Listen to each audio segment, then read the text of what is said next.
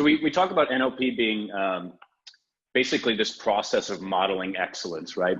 So I don't know how much you know about Walt Disney, but Walt Disney has just a ridiculously incredible process, and the way that he built his company.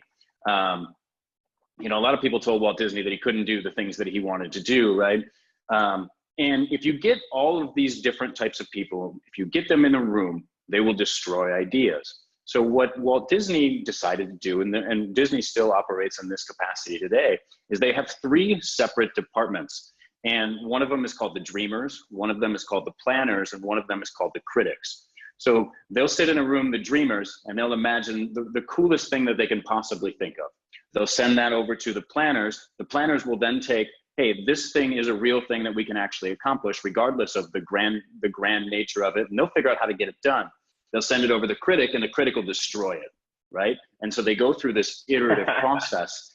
And these people never talk to each other. It's engineered so that they never see or talk to each other. They have a deliverable that they pass back and forth so they don't actually taint the mechanism. And so you can actually use this same strategy for yourself.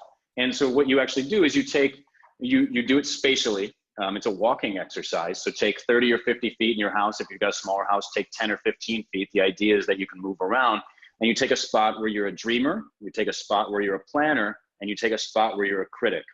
When you get to the dreamer spot, what you're going to do is you're going to anchor a feeling to that. So you get a really good feeling about a time where you had a really big dream, right? Or maybe you had a goal that you reached. So anchor that feeling there. Move over to the planning stage. When you had a time where you put together a really nice plan that actually delivered on something, just relive that moment there.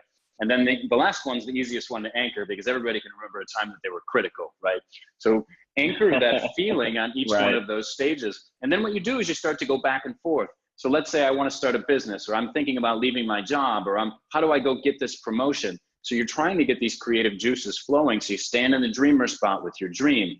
And then you think about all the different things that you can think about in that spot. And then you walk over to the planner spot. Once you've got that dream, once you've got an idea, you move over to the planner spot. What happens is all of these ideas start coming in that you didn't know where you don't actually know where they come from. It's a pretty cool experience. And then you keep walking that line. And sometimes you actually just walk back and forth from planner to critic 4 or 5 times. But it's a cool exercise to really just kind of get you out of a rut of thinking in a standard in the box format. What I like about this is thinking about kind of the process of going through and solving problems, right?